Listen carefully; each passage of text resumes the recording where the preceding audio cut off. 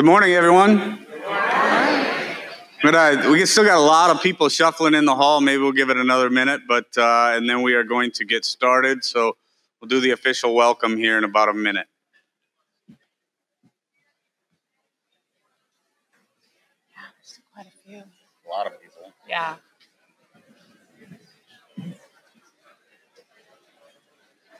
So there are plenty of seats on the sides and up towards the front.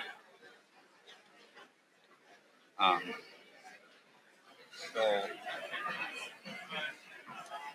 so this script and this script are different. So here's what I'll do. We'll read off of the same script, and here's our bios. I should have brought my damn cheaters again. Oh, man, I had some. That's fine. I got some in my room. I'll make sure to start bringing them for each one of the things. So we're, this side, this half. Can you see it? Yep, yeah. Okay. What's this? This is a script? This is the run of show. Oh, that's the run of show. Quick run of show. And okay. Here's us, a little heads up. So, theme of the session is why are we here? Yeah, I'll do this part. Sure, sounds good. And then if you want to do this, yep. Then I'll ask Kieran if he's got any logistical announcements, any announcements this morning. He'll probably say no. And then we're now gonna. Actually, then I'm gonna ask you why you're here. Okay. That's when we're gonna have our little banter, and then we'll bring it roll out. That'll work. Awesome. I think we're just gonna have to do it. All right. Yep. Roll guy.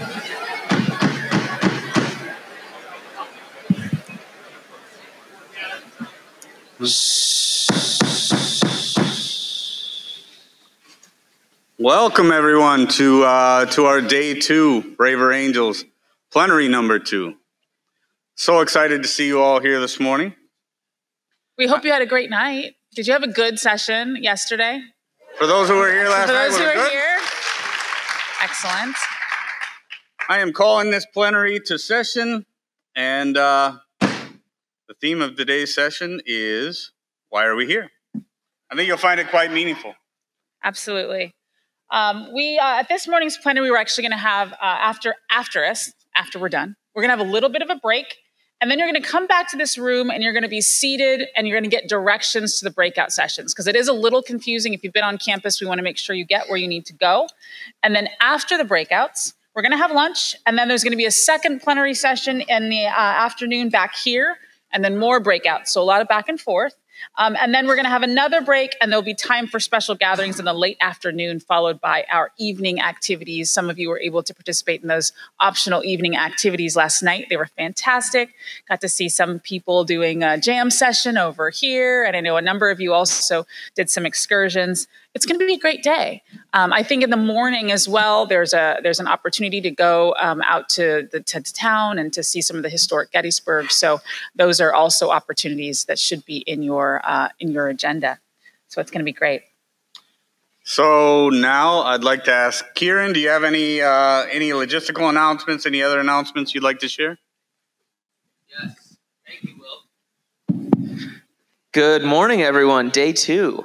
So many smiling faces, nice and caffeinated. I will keep this short. Just a quick reminder, if you're parking, please park in the lots. If you park on the street by registration, you will get a ticket. Quick announcement in terms of breakouts. When this plenary ends, if you're a breakout leader, please go directly to your room to start getting set up. Also, if you are a delegate who has been today assigned to take the battlefield tour, as soon as this plenary ends, you can head over to the atrium, which is right next to the dining center, to get ready to load onto the bus, and we'll have packed lunches for you. And for everyone else, as Erica mentioned, since today's the first day, it's going to be a little bit complicated. We ask that when this plenary ends, just take a brief break, use the bathroom, grab a coffee if you need, and then come right back here to get directions, because we want to make sure everyone knows how to get to their breakout and has enough time to get to their breakout by 10:30 a.m. So when we end here, quick break, and then come right back, and we'll do the instructions. Thank you. Awesome. Thank you, Kieran. So again, Kieran knows everything about everything related to this convention. So he will be the one that comes in during sessions and gives instructions just like that. Very helpful. And if you have questions, certainly he knows, as well as the amazing team of volunteers and staff from Braver Angels. If you are just joining us today, I'm Erica Manuel, a co-chair representing the blue side, joined by my buddy and brother, Will Wilkinson, host of the D-Rate to 8 podcast, conservative co-chair, and next to my buddy, Erica. It's my buddy. We're probably going to go between buddy, brother, sister. You know, we might be fighting sometimes. We'll see. We're going to just keep it authentic. But today's, as we mentioned yesterday, every one of our plenaries has a theme. And yesterday's theme was, are you ready? And we all acknowledge that we were ready. We are ready for the conversation. We're ready to have the hard talks. But today's theme for this plenary number 2 is, why are we here? And because I'm curious and downright nosy, I'm going to ask Wilk. Wilk, why are you here? For the food. No. Which is amazing, by the way. Did you like breakfast? We like breakfast. No, I am here because I genuinely believe that polarization is the issue of our time. Polarization is causing all kinds of problems, and one of those problems is the distrust we have in our institutions, the distrust we have in our neighbors, just the all-out ugliness that we're finding in our public discourse today. So I think that chasm needs to be corrected. I think we need to be having conversations again, and I think the best way to do it is grassroots movement, and that all begins with us as individuals, all of you as individuals. So honored to be here. Awesome. Great answer. Now you ask me why I'm here. Why are you here, Erica? Why are you here? That's a good question. You know, I don't know. No, I do know. You know, but it's a complicated answer, right? I mean, there's a lot of reasons why I'm here. I'm here because I am literally a Black woman. I need to be here. I am also a mother. I need to be here for my child. I am a person who works with local elected officials every day that are questioning why they are serving in public service, why they have chosen to put their families at risk and their lives at risk for people to threaten them, and for their colleagues to defame them, and for social media to berate them. And I am here because I think sometimes in my neighborhood, which is lovely, I don't always feel as comfortable and as safe as I probably could if I were a different color or a different persuasion. And that's not okay, right? That's not okay.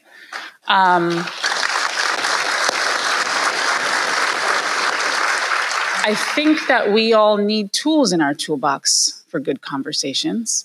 We need tools in our toolbox to bring someone along, my neighbor and my brother on the conservative aisle. And let me be very clear, I am wearing this as a token blue, but I am considerate of all thoughts and perspectives and spectrums. And it's a color that's more like a rainbow when you think about the perspectives that I think we all have. And so when you consider that we've got to figure out a way out of this mess, that's why I'm here. Mm-hmm. And I want to be able to teach other people that too, not just for my job, but for my kid, for my family, for my relatives that don't talk to each other anymore because they can't go to Thanksgiving dinner without throwing turkey. So it's definitely time for something different, and that's definitely why I'm here. But we, and you all are here for amazing reasons as well, and your own personal reasons. And we really want to make sure you lean into those during this plenary. And I think that we're going to invite up someone amazing. You met her yesterday.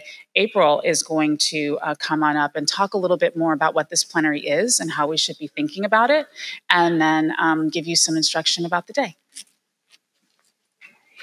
April Lawson.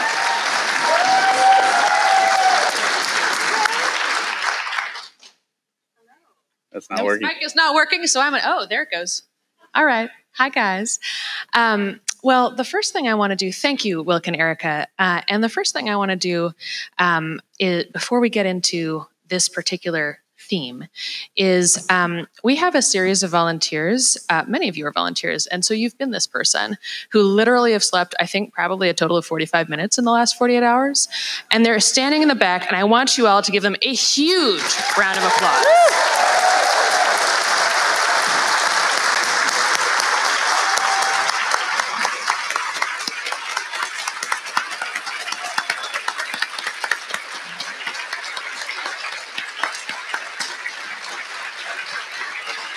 Thank you guys so much. We will now let you go back to helping everybody who's got a problem with their towels. Thank you. Yes, this is what they've been fielding at 3 a.m. So, I'm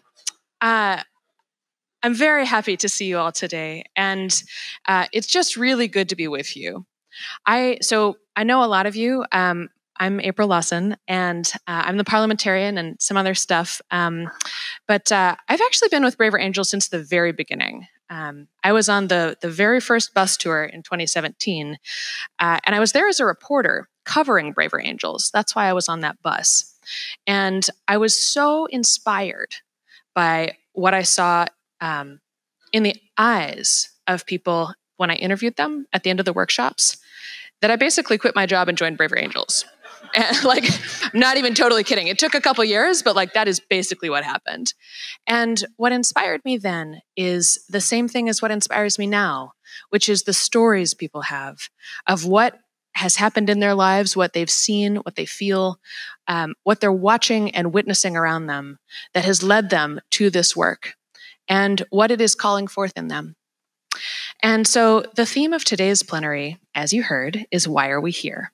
Now, last night we did one version of Why Are We Here? And if it were me, I would have answered that in a sort of well, this is my job, or my boss sent me, or I'm part of this alliance. But there are several different ways to answer the question, why are we here? And this morning, I'd like to say, why are we really here? Because there is something happening in our country. David last night talked about how this ground is famous for two things. The Gettysburg Address, yes, but before that, the bloodiest battle of the Civil War. And there's an echo of that today. It's not, thank God, we are not literally killing each other, but there's a breakdown. And I think we can all feel it.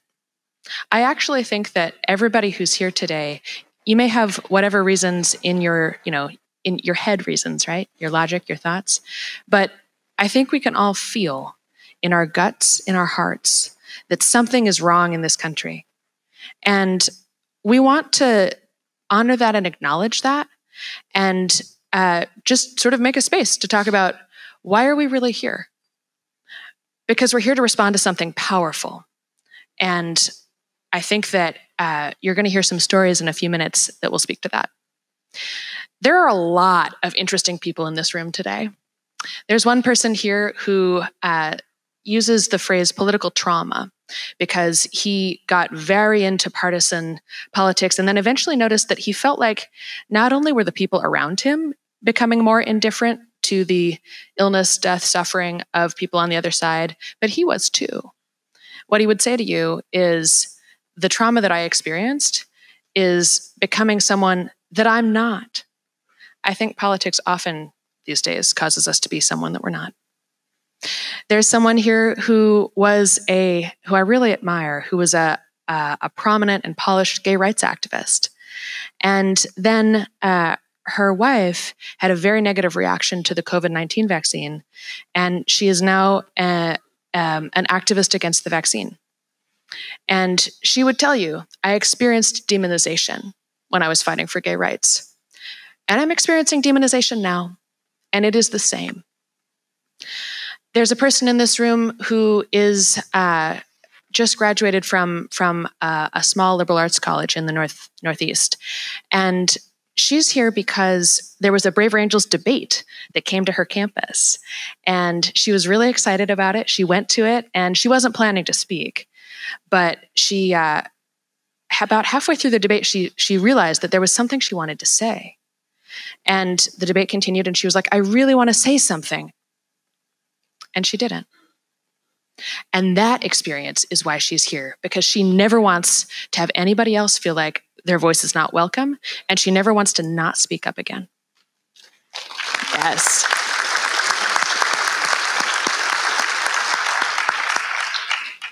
All kinds of folks in this room. I'm excited for you all to continue to meet each other.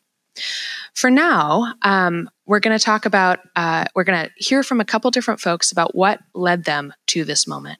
And so first of all, I'd like you to welcome up one of my very favorite volunteers. She's all the way from Russellville, Arkansas. She's here with her two grandchildren. And everyone, please welcome Rita Chisholm. Rita, come on up.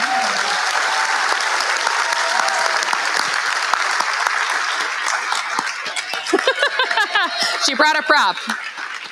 Grab a microphone. Grab a microphone. Mm-hmm. You can bring your sign. Yeah.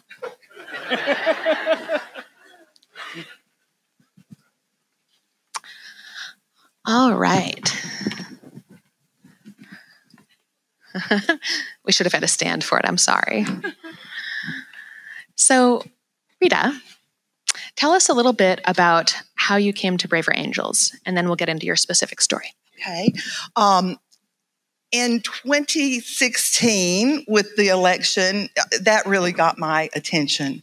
I was not very political beforehand, but things were very shocking in a lot of ways. So I began to look at that, but I had a friend that we talked a lot. And one of the things that I loved about her, I knew we were different from one another, but I loved it because she was always challenging me as I would her, and we could always agree to disagree. We had known each other since 6th grade, and, that's a long time.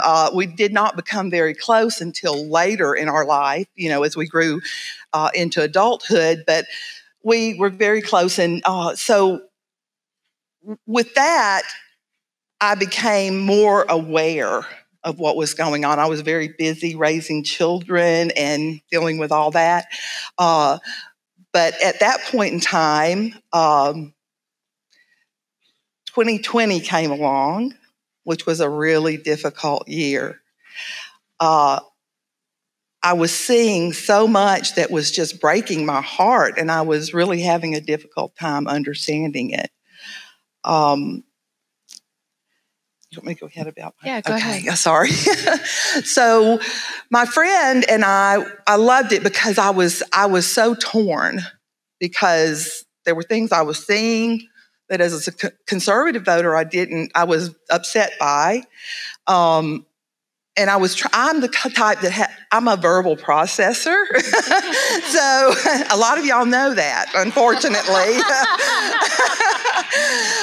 So I needed to talk it out, because I would ask questions and, we would discuss it. And so anyway, in 2020, I really did go through a difficult time when election time came in, 2016. I thought, we were actually in Louisiana, excuse me, and I had to send in an absentee ballot.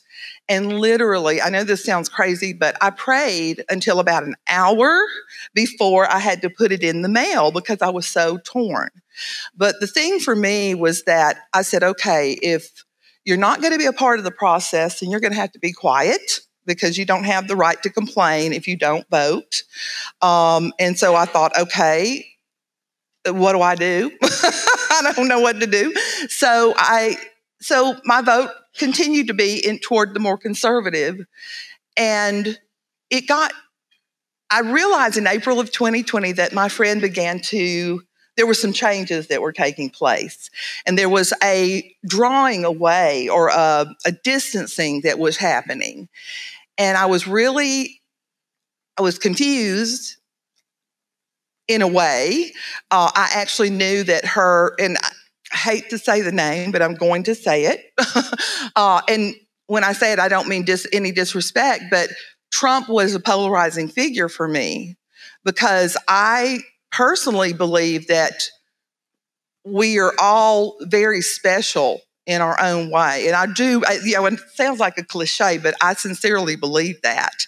My experience has taught me that when you really get to know people, it's amazing the gifts that people have. It really is amazing the things that you learn about the lives that people have led and what they've learned from those lives. So with your friend, yeah, yeah, what exactly. happened? So she began to draw away from me, and I would talk to her, and I'd say, I can feel something's not quite right.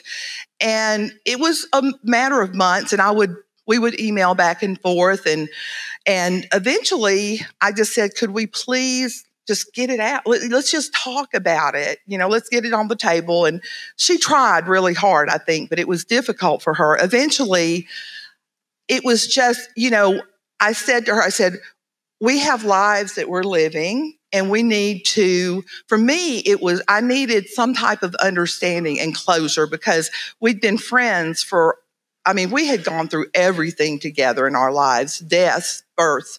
I was her maid of honor. She was my matron of honor. She introduced me to my husband. Our families grew up, together. Our brothers played community ball together, all of those things. And I'm of the belief that friendships are grown. They don't happen even within a 2-year period.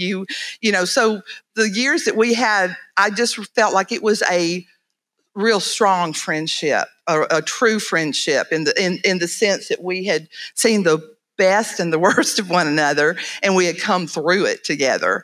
So I just said to her, I said, it was really hard, but I'm the kind that likes to get it out on the table. It might hurt, but it's just going to fester if you don't. So I said to her, I said, please, just if you need to be, let me know what you want to do. Well, anyway, my answer after a lot of prayer, and it shocked me and I don't hear God very often, honest, but one morning I woke up, and in my heart and my head, I heard, release her. And it was really hard, because that had not even been a thought in my head. I had not even considered that. So eventually I did say to her, I'm so, and I told her, she knew I'd been praying about it, and I told her, I said, I've been praying, and I said, I know my answer. I said, I release you from any obligation I'm sorry. No, it's okay. Yeah. To our friendship. And I said, sorry. I said, okay, I'll always love you. And if you ever need me, I'll be here. And she said the same. And I believed that she would be there if I needed her. But, the thing that I realized is that even though I'm 65 years old, I'm going to continue to learn new things. I'm going to continue to be hurt. I'm going to continue to see things that, I wasn't as wise as I thought I was. So, I just take that, and I do know that if I really needed her, she will be there. And I know that everything that we experience together, I have not lost. She is a part of who I am because of the beauties that she brought into my life, and hopefully the beauty that I brought to her life. Mm-hmm. So at this point, we haven't spoken. Her dislike of Trump was very, very deep. I hate to say it, it bordered on hatred. I don't like that word, but I understand why he's such a difficult figure, and it was not easy for me. Mm-hmm. But that's what brought me to Braver Angels. So there's always a silver lining. Thank you, Rita. Thank you. Thank you. Yes, I'm really grateful to you for sharing that. We talked about this. I asked Rita to share her story because I think there are a lot of us in the audience who have lost friends or family members, or other people who matter to us because of politics. And, the end of a 40 or 50-year friendship is those things are happening. And so if that's you're not the only one. And I really appreciate your courage, Rita. Thank you so much for sharing this. Thank you all for being here.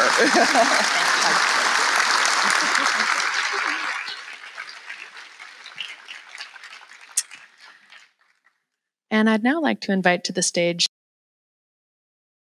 and Larry. Come on up. If we can have one more round of applause for Rita. might be the bravest person here.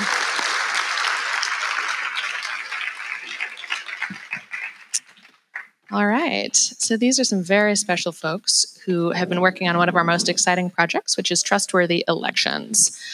But again, the theme, yes, trustworthy elections, yeah, absolutely. But again, the theme of this session is why are we here? And so we're actually going to start there. I'd like each of you to tell us a little bit about why you're doing this. What led you there? Apparently, I'm starting. My name is Walt McKee, and I'm from Maryland. And I'm the type of person that likes everybody, wants to be liked, and tries to fix things. I'm trying to get over that.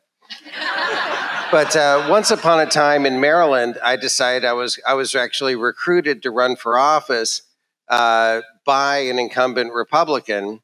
I was a registered independent all my life. So I went down to register to be on the ballot. And the nice lady, grandmotherly lady, I took my thing and it said independent. And she said, "Oh, dearie, you don't want to do that." And I said, "Why not?" And she said, "Well, you're going to have to go out and get thousands and thousands of these signatures.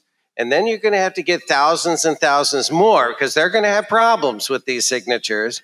And by that time, you're going to spend all your money and energy getting these signatures, and you're going to lose." And I said, "Well, what if I got on the ballot as a Republican or Democrat?" She said, "Oh, sign here." So that was a bit of a frustrating and disappointing entree to democracy. Later on, in the general election, now, in my neck of the woods, it's a very, very blue area. But at the time, we had a few reds in office. That was later corrected. But at the time, it seemed like a possibility. So one evening, my wife and I, we were going from polling place to polling place, showing the flag. And we smilingly inquired of this group of friends coming out, because we had asked them before, asked them for their vote, and they kind of chuckled. And they came out and they pointed and they said, "We're going to get rid of you Nazis." So, whether you're red or blue, think, what must someone be told? What must they think to hate someone when they don't even know me? And that really rocked me. And then years later, I and a couple of friends, this was during the Facebook era, and it was fairly easy to put together a high school reunion. And so we had this great event, and there was this one woman that I knew pretty well because our kids were in cheerleading together, and so we did all of that, drive each other's kids to and from school and the gym and stuff like that. So we knew each other really well in that way, never discussed politics. She comes up to me at the reunion and says, "Oh, by the way, Walt, if you're wondering why I defriended you, it's because of your politics." And she smiles and walks away. And I've since then thought of various retorts that would have been just the thing, like "you're welcome" or something. But mostly it just disappoints me because our relationship had nothing to do with politics, and now it just hurt. So those are examples of what brought me to Braver Angels. And then finally, I'm in a little three-man group, a Muslim gentleman, a Jewish, and me, a Christian. We get together and discuss the problems of the world. And my Muslim friend, Abdul Rashid, put on his Facebook, "Hey, there's a Braver Angels workshop," never heard of Braver Angels, "coming up."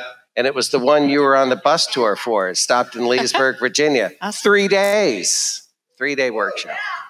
And that was my introduction to Braver Angels. And I'm really grateful for the opportunity not only to enjoy it and be ministered to it, but to be of service to it. Thank you. Yes.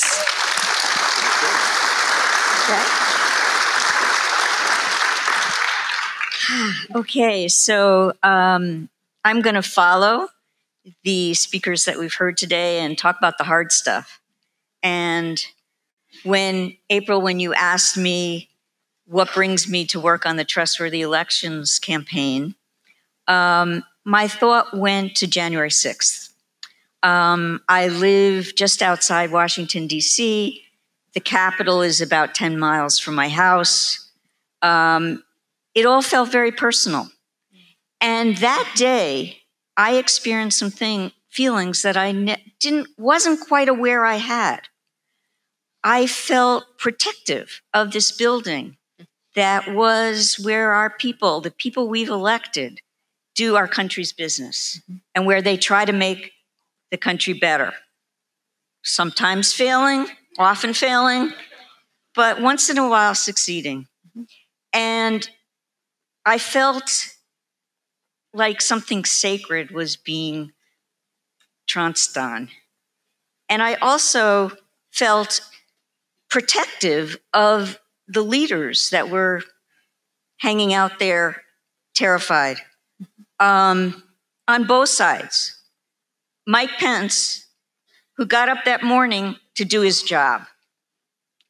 My own Congressman, Jamie Raskin, who had lost his son 6 days before and showed up to do his job.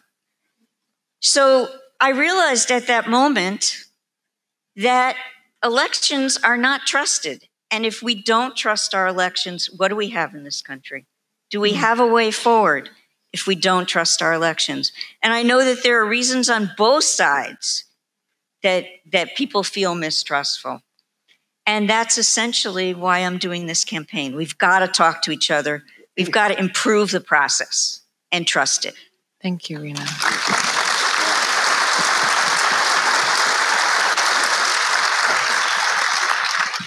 Oh, Walt and Rena, that's why I'm here. But but really, the reason why I'm here is I'm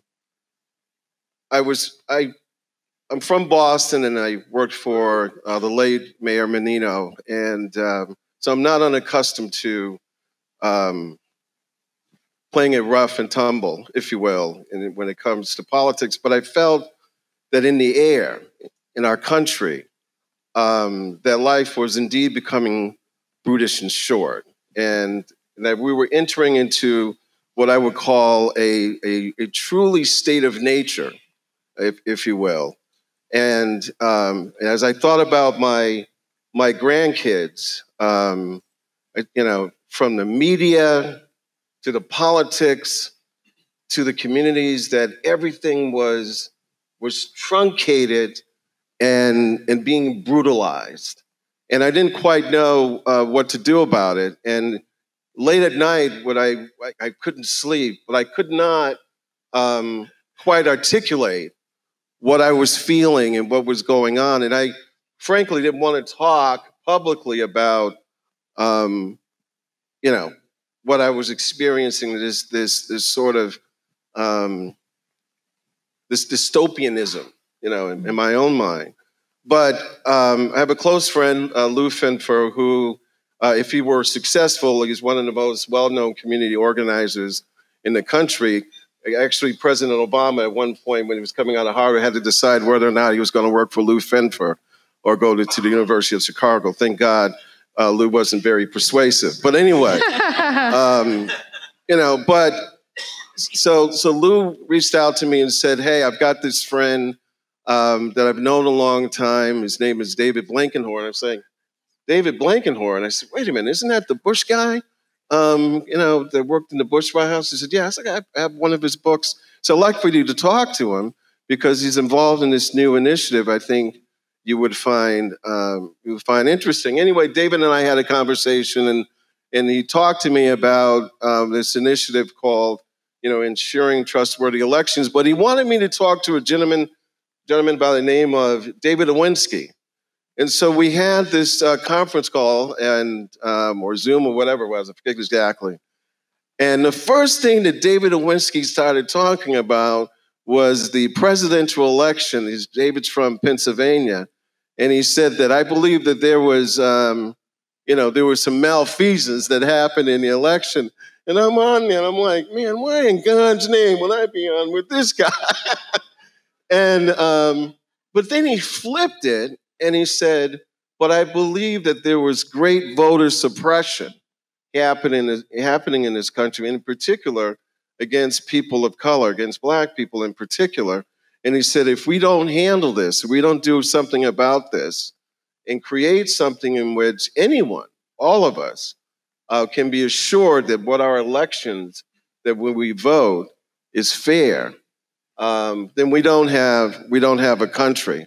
And I was just floored by that, and by that honesty, and the fact that he wasn't looking to change his position, but he was talking about going for something more, and it spoke to me, if you will. And so we started planning for the first in-person trustworthy election workshop in Boston, and that's why I've met the fabulous Rena Bernard's here and others through those months.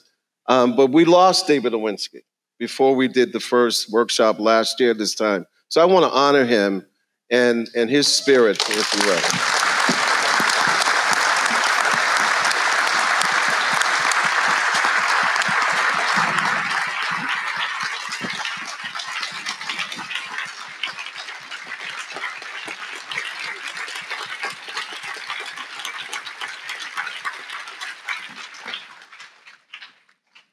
Thank you, Larry. Yes, David was one of the best leaders we've ever had.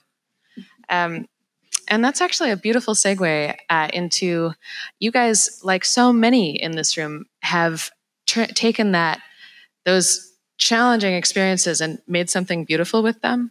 And I'd love to hear just a little bit about that. So tell me what you're building. I will ask you to keep your answers pretty short because we're running a little behind. But yeah, tell us. I know you each have something to say about it. Okay, I'm going to start with how things often start in Braver Angels, which is a breathless phone call from David Blankenhorn. Oh, yeah. Rena, I'm in Boston. I'm meeting with some guys. We're talking about the elections. Nobody trusts the elections on both sides. And if we can't trust the elections, we're really in trouble. I hear you have this common ground workshop. Yeah. Okay, what if we brought together people who think the election was stolen with people who think there's voter suppression? What do you think we would get somewhere? And I said, I don't know. Well, we can try. And he said, okay, we're going to do them all over the country. And then we'll come out and say where people agree. And okay. And that, in my mind, is where the plane took off. That is so accurate. All right. And here we are. So what have you done so far?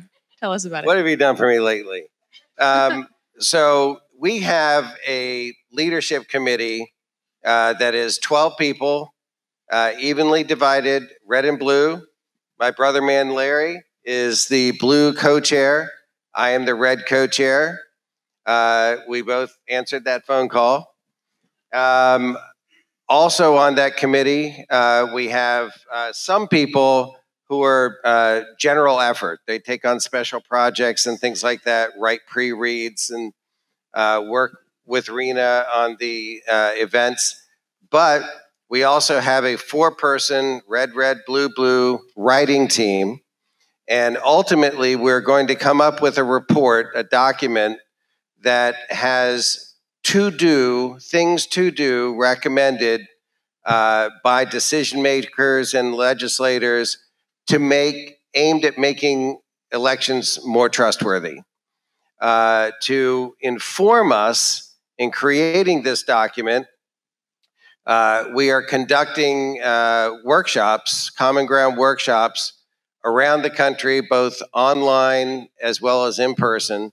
As of today, we will have conducted 20 such workshops. We have accumulated about 160 points of common ground backed up with 600. documentation. 600. 600. All right. 600. I decided to leave my phone in my pocket, but fortunately, Rena's here.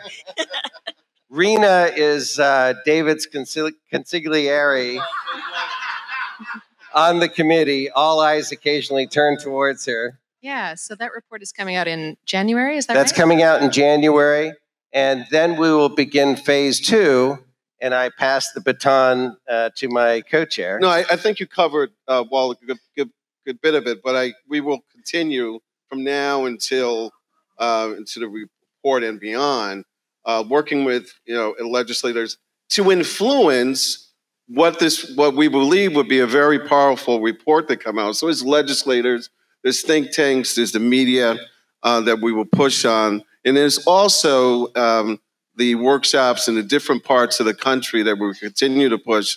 We believe as we start getting into the primary season, the water, the ground, the air, if you will be right to hear about what a trustworthy election would look like. So I'm really excited about what this next phase has to offer. All right, thank you, everybody. Let's give a big thank you to the Trustworthy Elections folks.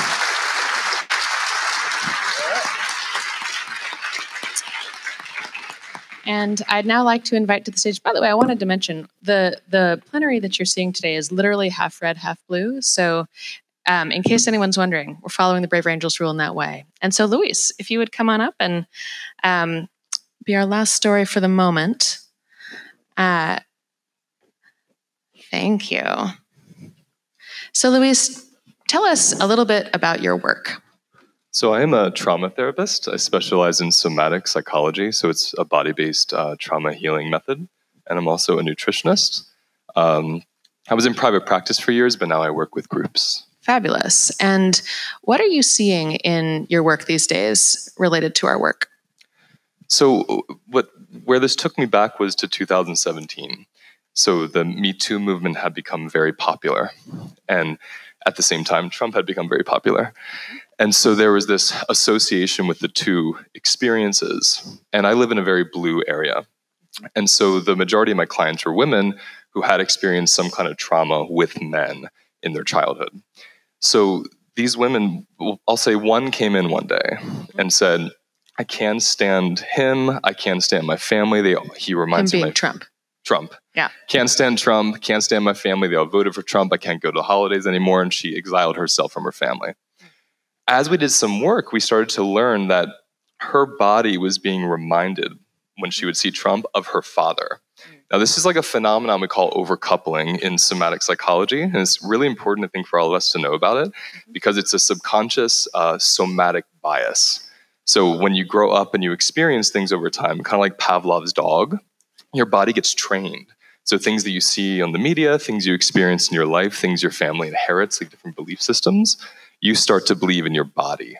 So it's subconscious largely, even though we can back it up consciously, but it comes from a felt place.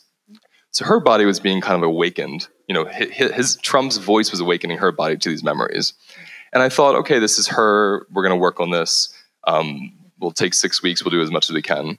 And then one after another, that same week, about 20 women came into my practice with the exact same experience.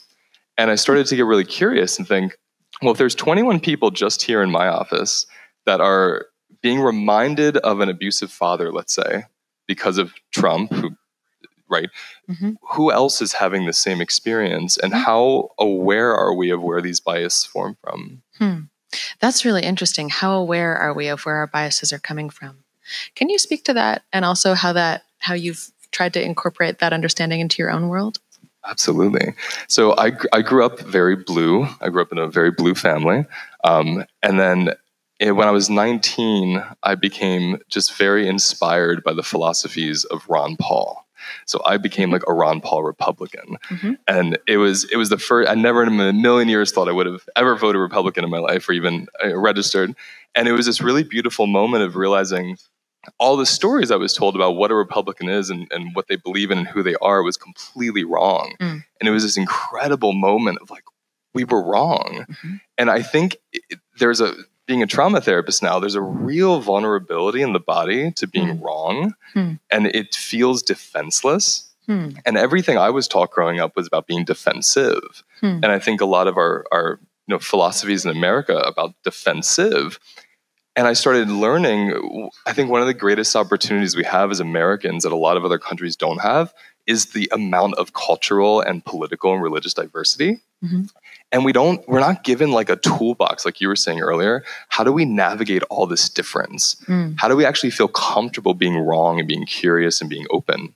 So it was from that day when I was 19. And then it just came to fruition in 2017 with these overcouplings that were coming to my office.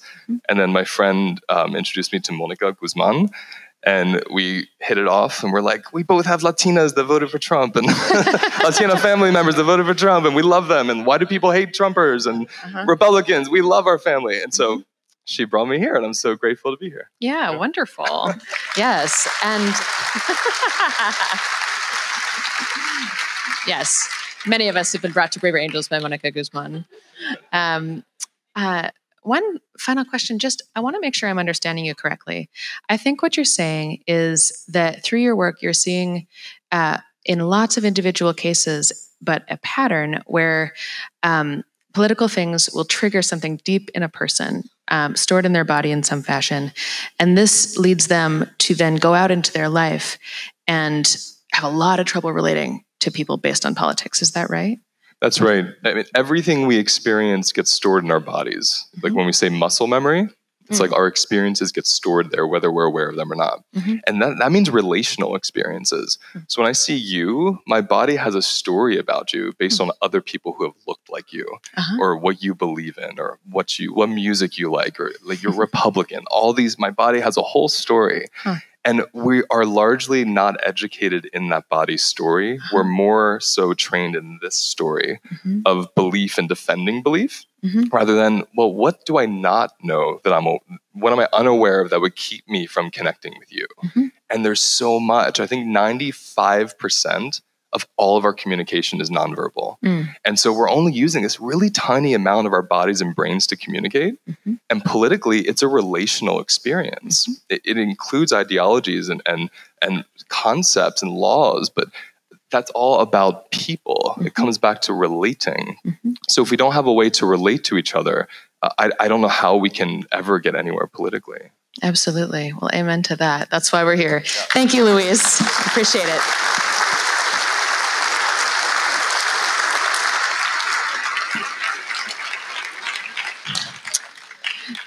So I'd now like to draw your attention to the fact, remember the theme of this session is why are we here? And there's one level of why are we here that's sort of what you're going to say casually. And then for many of us, there are other reasons because this is affecting you, your family, your community, your nation.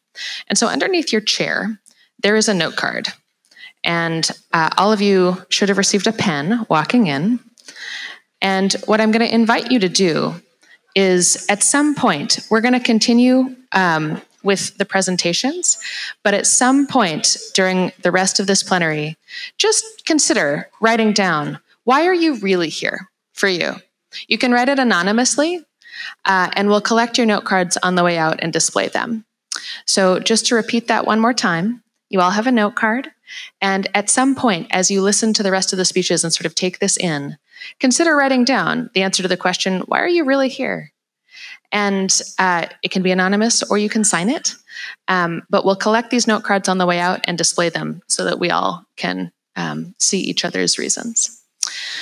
So I'd now like to, we're going to shift slightly, and I'd like to invite up Paul Edwards to introduce one of the most interesting people who's here at our convention today. Paul has been a great friend to Braver Angels, and he's going to introduce Elder Ahmad Corbitt. Thank you so much. Good morning. And the reason I'm here is to meet Luis because I could use some counseling, I think. So I first met Ahmad Corbitt 20 years ago, and he was a trustee at a small college where I had a post. We were struggling in a lot of different ways, and his trenchant questions and insights really helped us out. And ever since, he's provided that kind of guidance for me as a friend in my life. And I realize that although his counsel to me has been free, it was hard. It was bought at a hard cost. That is, this comes from a lifelong quest to try to build and inculcate community and spiritual strength. This began when he was a young kid growing up in the gritty neighborhoods of Philadelphia. He was surrounded by crime and by violence, but he was also enveloped in the love of a spiritually sensitive mother who was protective of her kids and wanted to see them grow up in a community of faith. He began growing up worshiping with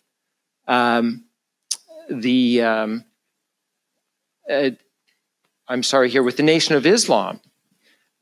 He later embraced Christianity and worshiped with his Protestant friends and his Catholic friends. And when the family moved to New Jersey, they were embraced by a community of Latter-day Saints. And after spending some time studying with missionaries, Ahmad found his lifelong spiritual home in the Church of Jesus Christ of Latter-day Saints, which is the faith that we share. With this newfound conviction, Ahmad started focusing on his education and on service. He served as a missionary for the church in Puerto Rico for 2 years. Upon returning from his mission, he enrolled at Stockton University, earned his BA, went on to earn a Juris Doctorate from Rutgers. He has had an exemplary career as a trial lawyer, as general counsel in a corporation, as executive director of public relations and government affairs in another corporation. Within our church, he held a very important post as director of public affairs and international relations in a New York office. He and his brilliant wife, Jane, are the parents of 6 children, 12 and soon to be 14 grandchildren. Both of them, and we're grateful to have Jane with us today, served as mission leaders in the Caribbean between 2014 and 2017, guiding the spiritual formation of hundreds of young adult volunteers. 3 months ago, at a general conference for our church, Ahmad was called to lifelong ecclesiastical service. He now serves as a full-time general authority in the Quorum of the 70, one of the leading governing councils of our faith, hence his title as an elder. There are precious few people who possess the kind of experience and know-how about how to speak across difference as Ahmad Corbitt. Please join me in giving a Braver Angels welcome to Elder Ahmad Corbitt.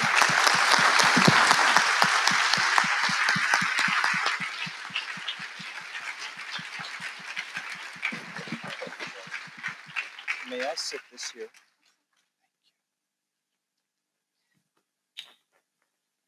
Mic's on. Mic's on, mic's on. Can you hear me? Okay, here we are. Thank you very much, and thank you, Paul. Thank you very much. Thank you, April. Thank you to all the Braver Angels leadership and to all of you for inviting the Church of Jesus Christ of Latter-day Saints to this august gathering. I bring you the warm greetings of the First Presidency. Think of a modern-day Peter, James, and John, and of all the apostles. I join them in commending Braver Angels' impressive leadership. Aren't you impressed with them, please? Thank you.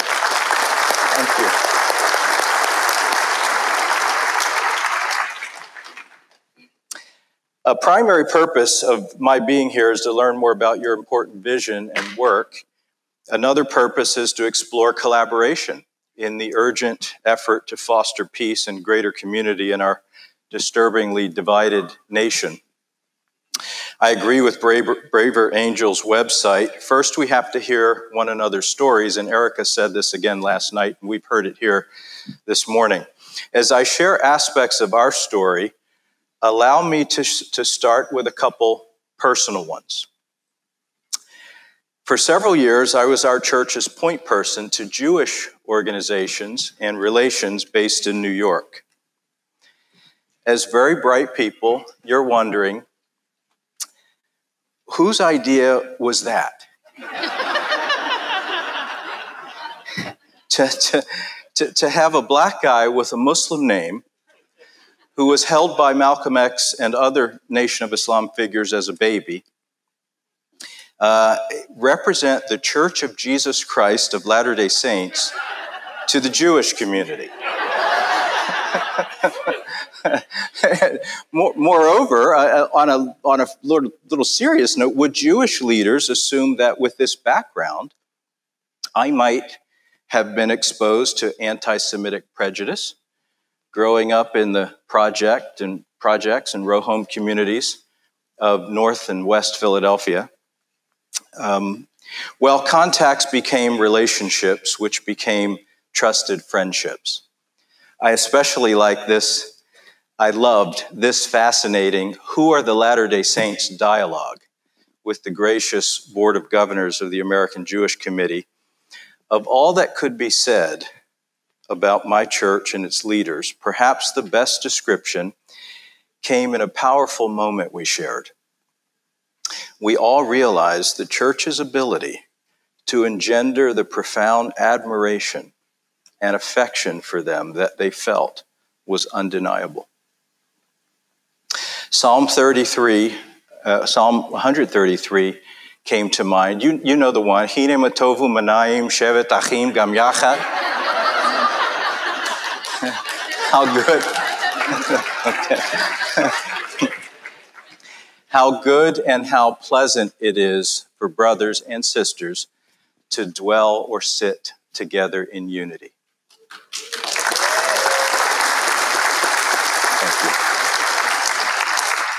Then there was the Islamic Relief USA ceremony, recognizing our church for its collaboration in helping alleviate suffering in Muslim communities and countries. The MC was Islamic Relief USA representative Susan H. Smith, a white American convert to Islam. As I gathered my thoughts to receive the award, it occurred to me that here was a Muslim named Smith giving an award to a Latter-day Saint named Ahmad.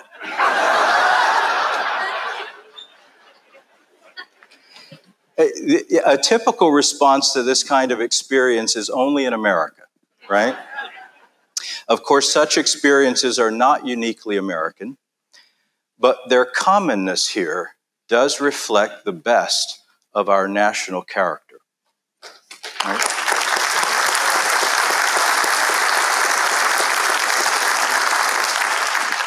A character, I might add, that is increasingly threatened in our time and on our watch. What about the Church of Jesus Christ of Latter-day Saints accounts for numerous such moments and suggests alignment between our organizations? Let me continue to speak personally and authentically, and I know that you would have me do nothing differently, about my faith. I do so with the greatest respect for our sister churches and religions the world over, which I have studied, and for my friends of these faiths and of no faith, whom I admire deeply. Further, while the two aspects of our church I will touch on are uniquely Latter-day Saint, I do not suggest, nor do I believe, that we have some corner on unifying braver angels type virtues.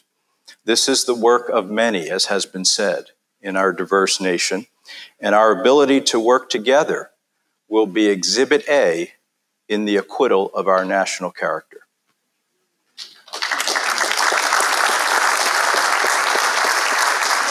First, apostles and prophets. First of the two aspects of our church. Our church's premise is that following the death of the ancient 12 apostles through persecution, God needed to restore the original church with modern apostles in the common era. We believe this restoration began in 1820 when a 14-year-old boy, Joseph Smith Jr., asked God which of all the churches he should join. He told of a subsequent heavenly vision of Heavenly Father and Jesus as separate glorified beings who eventually led him to organize the Church of Jesus Christ of Latter-day Saints. He became the first of these modern apostles and the first president of our church.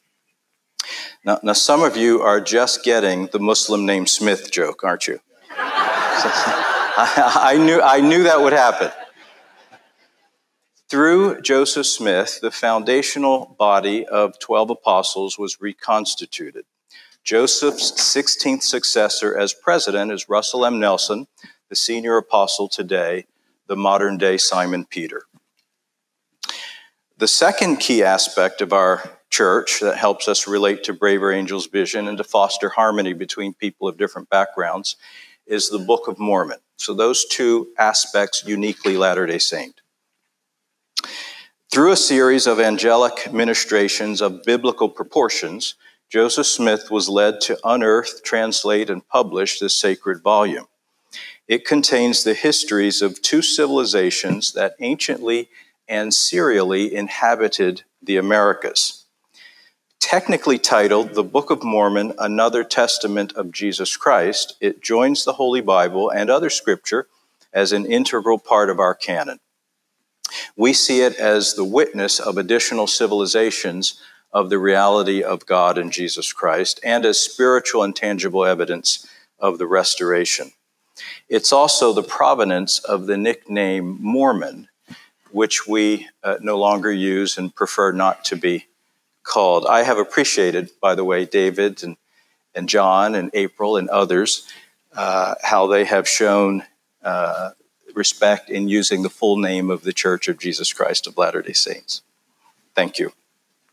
Well, with this very brief and basic overview, how do modern-day apostles and prophets and the Book of Mormon relate to and underscore the importance and urgency for us, Latter-day Saints, of the depolarization of the United States? Let me address them in reverse order. The Book of Mormon's ancient writers recorded divine prophecies, promises, and warnings that touch and concern the Americas, including the present-day United States, like property law covenants that run with the land in perpetuity. Latter-day Saints see the Book of Mormon as prophetically written for our day, as extending these prophecies and promises to modern-day America, and as putting us on notice of its warnings. What does it say, the Book of Mormon? It speaks to the triumphs and tragedies of its civilizations, especially the one spanning 600 BC to 400 AD. Governed by a system of judges led by a chief judge or governor, their elections became fiercely contentious and violent. Much conflict in the Book of Mormon was between believers in God and non-believers. Religious freedom, a passion of many, seen as a threat by others of them, was often a flashpoint of violence. Often power struggles arose between peoples of different colors and cultures. Some antiquated descriptions of these differences might seem jarring to modern sensibilities, but these subcultures basically descended from the same parentage and heritage. Throughout their history, their prophets repeatedly taught that they were brothers and sisters and warned them against inequality and injustice, as well as discrimination and persecution based on color, culture, religious belief, and socioeconomic status. A popular Book of Mormon scripture among us is, quote, God denieth none that come unto him, black and white, bond and free, male and female, and all are alike unto God, both Jew and Gentile, close quote. Despite significant intermixing, these subcultures still imprinted their lineage labels onto their social and political ideologies. In effect, many seem to have politicized their ethnicity and identities. In the Book of Mormon's words, quote, "The people were divided against one another, and they did separate from one another into tribes, and thus they did destroy the government of the land," close quote. This is around 30 AD. Shortly after this chaos, the book provides a vivid account of the epic dissension of a radiant, luminous Jesus Christ to a gathered multitude following his resurrection in the Middle East. He identified himself, healed their sick, blessed their children, and called 12 disciples, among many other things. The impact was such that, in their words, quote, "It came to pass that there was no contention in the land, because of the love of God, which did dwell in the hearts of the people. There were no manner of ites or isms, but they were one," close quote. Sadly, this utopian unity deteriorated into dystopia by the 3rd century AD.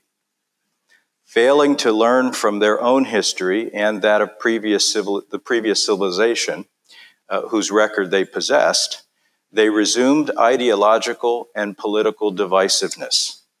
They came to hate each other, thereby plunging themselves into a catastrophic war that eventually consumed their nation and civilization. Of his people, the final writer, the prophet historian Moroni, lamented, quote, "Behold, 400 years have passed away since the coming of our Lord and Savior, and behold, my people are no more, and great has been their fall," close quote. My strong belief is that a loving Heavenly Father revealed this heart-wrenching history in part so we don't repeat it. I believe for the same reasons he restored prophets and apostles who see and reveal what's coming. As church leader, author, and executive Sherry Dew observed, they see around corners. As in ancient times, they then have a moral obligation to warn the people based on what they see, even when such warnings are unpopular. Here are some of their own words and warnings in these clips, which I'll share. The first is from President Russell M. Nelson with the national officers of the NAACP and later with the United Negro College Fund. And I may narrate through some of these. President Nelson. Today, in unity with such capable and impressive leaders as the national officials of the NAACP,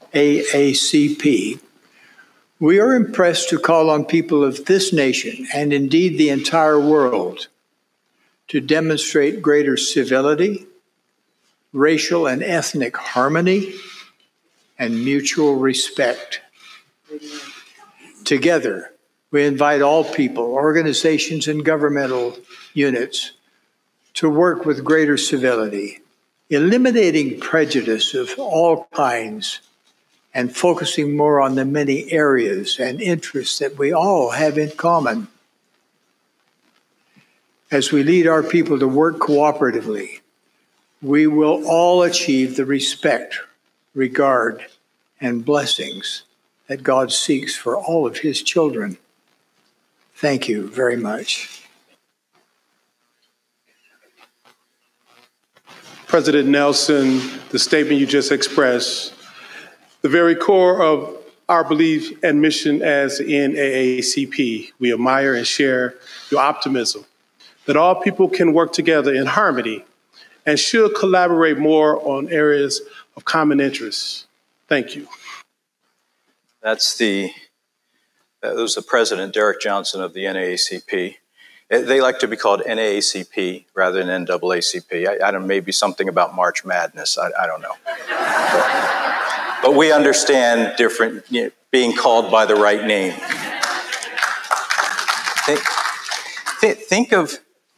That was in May of 2018. Please ask yourself how different, and someone earlier talked about 2020 and 2021, how different 2020 and 2021 would have been had these calls been heeded in 2018. This next one, you know, there were some pictures there. Let's go back to that one. Here we are. President Nelson later spoke at an NAACP convention, annual convention, and they have just been experts at what it means to come together and embrace each other. Here are some earlier warnings, promises, and counsel from second counselor in the first presidency, President Henry B. Eyring. I think this is the next one. Let's see. You know, just 30 seconds of this. I showed that President Nelson clip with the NAACP. Let's go back to the choir. And out in California, out in Arcadia. And the maestro here, Timothy Williams, said, all right, we're going to change it up. Let's have the combined choir, Latter-day Saint choir, Christian Fellowship choir. We're going to all lock arms like President Nelson. And I thought, isn't this beautiful? This is a beautiful picture of locking arms. Okay, this is President Eyring, second counselor in the first presidency. Think of the modern day John.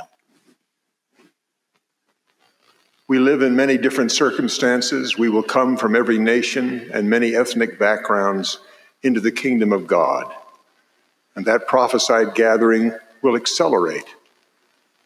That is why my message of hope today is that a great day of unity is coming. The Lord Jehovah will return to live with those who have become his people and will find them united of one heart, unified with him and with our Heavenly Father, in which we will be prepared as a people for our glorious destiny. This is now the first counselor in the first presidency, so the modern day James. His background is legal. He was he clerked for the Chief Justice of the U.S. Supreme Court, was a law professor and an associate justice on the Utah Supreme Court before being called full-time into church service as an apostle. So I say that because he addresses the Constitution, the U.S. Constitution, to some degree.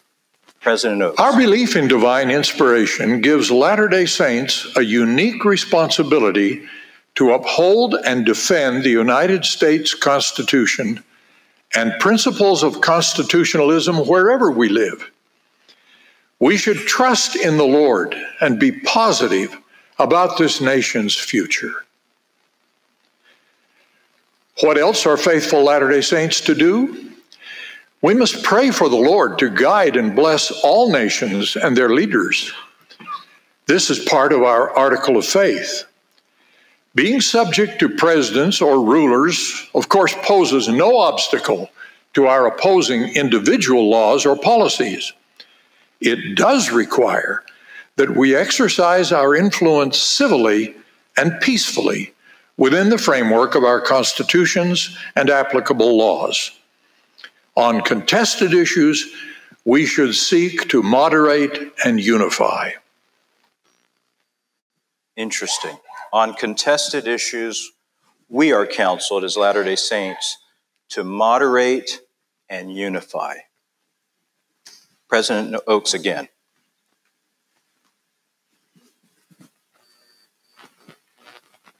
At one extreme, some seem to have forgotten that the First Amendment to the United States Constitution guarantees the right of the people peaceably to assemble and to petition the government for the redress of grievances. That is the authorized way to raise public awareness and to focus on injustices in the content or administration of the laws. And there have been injustices in public actions and in our personal attitudes. We have had racism and related grievances. In a persuasive personal essay, the Reverend Teresa A. Deer of the National Association for the Advancement of Colored People has reminded us that, quote, racism thrives on hatred, oppression, passivity, indifference, and silence, end of quote. As citizens and as members of the Church of Jesus Christ of Latter-day Saints, we must do better to help root out racism. That's what we're hearing as Latter-day Saints from our top leaders. Finally, this most recent statement, and from a landmark address by President Nelson, titled Peacemakers Needed. He began with a story about a fellow surgeon who erupted in anger during an amputation and threw his scalpel full of gangrene, which landed in President Nelson's forearm. So I shortened it down. I also vowed that day never to throw anything in anger, whether it be scalpels or words. Even now, decades later, I find myself wondering if the contaminated scalpel that landed in my arm was any more toxic than the venomous contention that infects our civic dialogue and too many personal relationships today. Civility and decency seem to have disappeared during this era of polarization and passionate disagreements. Vulgarity, fault-finding, and evil speaking of others are all too common. Too many pundits, politicians, entertainers, and other influencers throw insults constantly. I am greatly concerned that so many people seem to believe that it is completely acceptable to condemn, malign, and vilify anyone who does not agree with them. Many seem eager to damage another's reputation with pathetic and pithy barbs. Anger never persuades. Hostility builds no one. Contention never leads to inspired solutions. The Savior made this clear in his sermon to followers in both hemispheres. Blessed are the peacemakers, he said. We discussed the 2018 warnings and the disappointments of 2020 and 2021. Let us imagine the consequences of not heeding today's calls, or of not earnestly pursuing the inspired objective of this convention. Whatever our backgrounds, let us continue forward as peacemakers to appeal to our better angels. This will require us to summon our braver angels, as you do. And as we lead with courage and with boldness, while exemplifying kindness and hope for the soul of America, we can together fix the eye of the nation on an inspired vision of our future as a people and as a more perfect union. In the name of Jesus Christ, amen.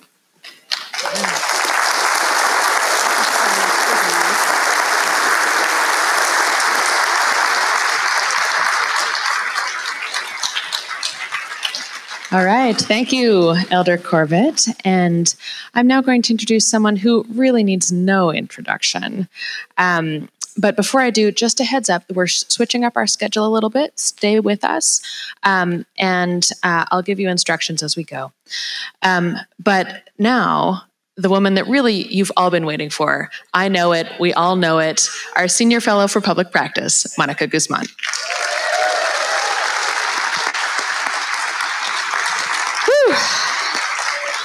Hey, everybody.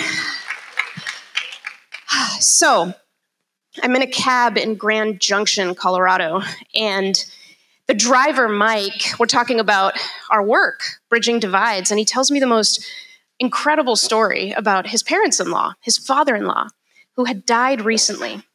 And it was only after he had passed away that the family learned the shocking news that he was a lifelong Republican voter. So apparently, his wife, who voted Democrat, oh, is everything okay out back? And is there a doctor? Anyone who can head back to help? Francis is right there. Is Francis there? Okay. Are we okay, David? Did I get a thumbs up? Okay. All right.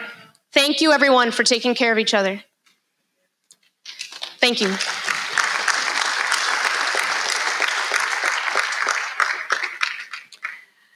So, his wife had talked about politics with her husband all their life. They had a great relationship, and he would nod and smile, yes, dear, yes, dear, yes, dear.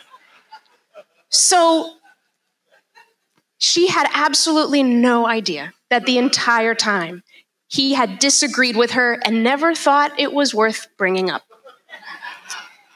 Now, fast forward to just after a school event that I did. I've been asked all kinds of questions after events, just so many difficult questions that I've gotten used to a lot of them. But there was a woman named Victoria who started getting choked up as she was telling me her story and leading to her question. So she had grown up in El Salvador, and she was a US citizen. She'd been a US citizen for years. And she looked at me and she said, when I was a kid, when I was a teenager, when I was in El Salvador, when I was growing up and becoming an adult, it was my parents who told me how to vote to stay safe and how to think to avoid violence. And this is where she started to cry, and her students came over and hugged her, and she said, Monica, how do I find out what I believe? How do I find out? I'm 49 years old, and I'm in America, and I don't even know what I believe. So, real quick, Josh, if you're in the back, I think we're having a little trouble with the monitor. If anyone in the back can help with that. But if not, I'm just gonna wing it from here. Just gonna wing it. Oh, there he is. He's got it. All right. Thank you. So Mike's story and Victoria's and my own experience as an immigrant from Mexico have really landed for me one of the big reasons we're here. We are here because we have the freedom to disagree and hold a range of political opinions without having to justify it to anyone. Without having to justify it to anyone. And this freedom is an American privilege. It is. It's an American privilege worth protecting and honoring. And it's an American challenge because our freedom to disagree is also a freedom not to understand. Our power to make different choices from our family and from our neighbors is also, as you heard today, a power to hurt. So I think about the woman who was at a breakfast when I went to Oregon and met up with some braver angels there. And everyone was in a good conversation, and she was kind of off to the side, very quiet. And so to bring her into the conversation, I turned to her and I asked, so what brought you to Braver Angels? Tears. Instantly. Her 2 grown children, 2 years ago, had decided no longer to talk to her, no longer to have a relationship. And she has been desperate, trying to figure out what it will take.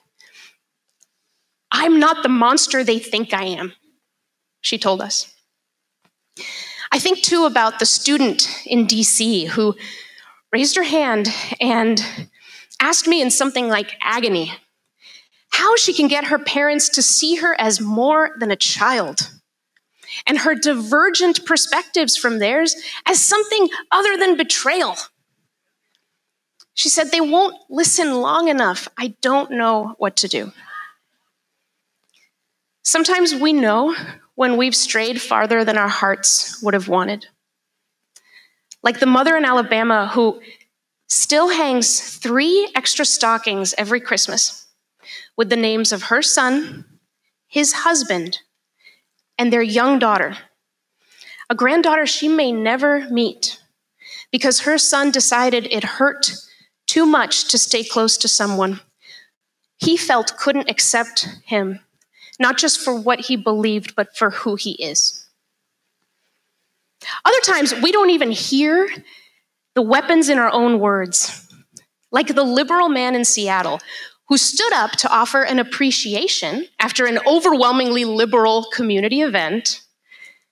Just one conservative woman, a friend of mine at that event, had dared during the course of the day to give a contrary perspective.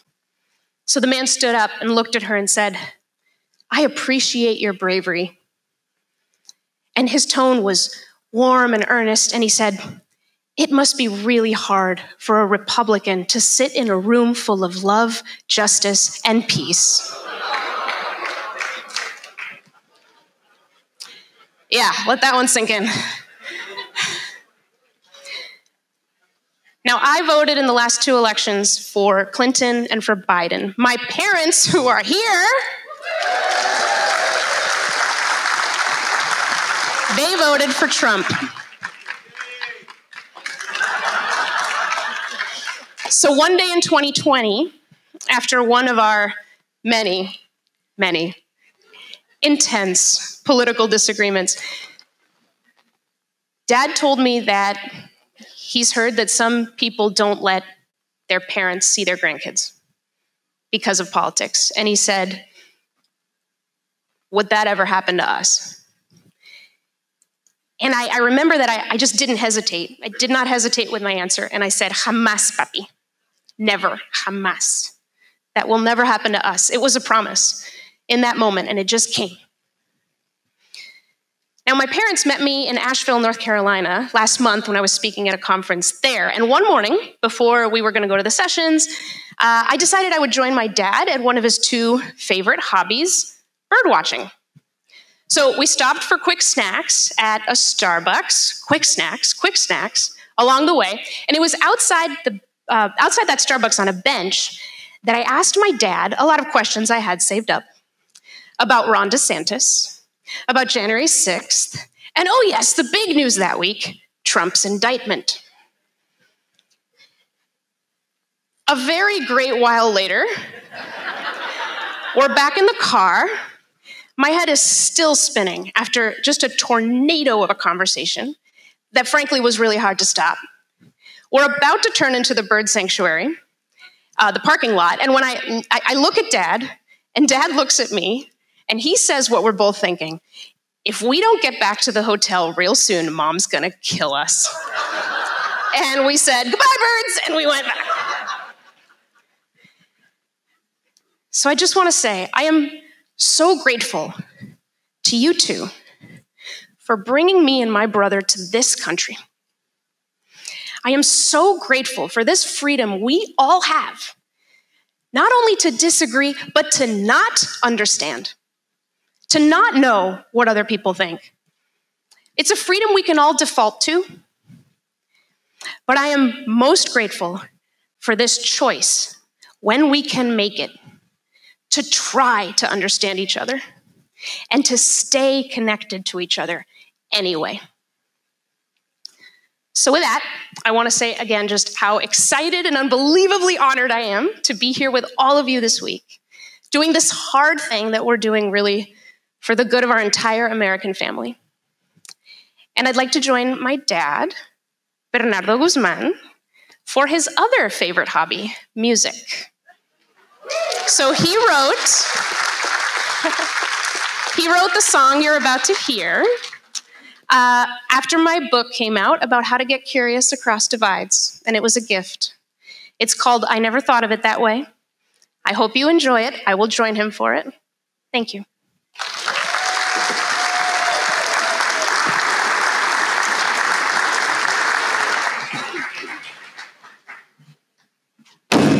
Mueve. Mueve. Good.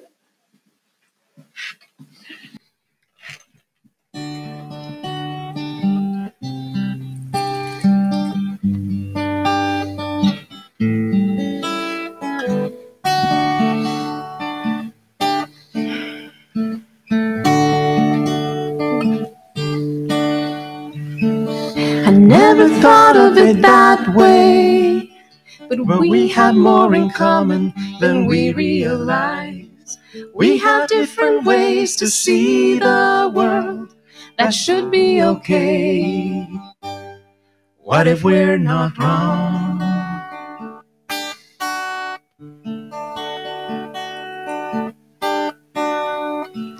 My glass is half full most of the time. Yours is half empty, let's drink to that. We need to build some trust with each other and learn how we came to think the way we do. I never thought of it that way, but we have more in common than we realize.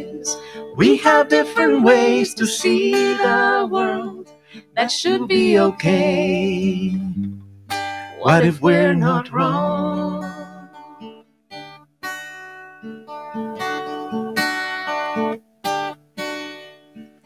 We use a ladder to reach the high ground. We have the same values but on different rungs. We don't have to fear each other's opinions. We just need to find some common ground. They say curiosity killed the cat, but the cat didn't die the first 8 times. We can sail the bridge across the gap, but we don't have to cross it on day one. Never thought of it that way, but we have more in common than we realize. We have different ways to see the world. That should be okay. What if we're not wrong? That should be okay. What if we're not wrong?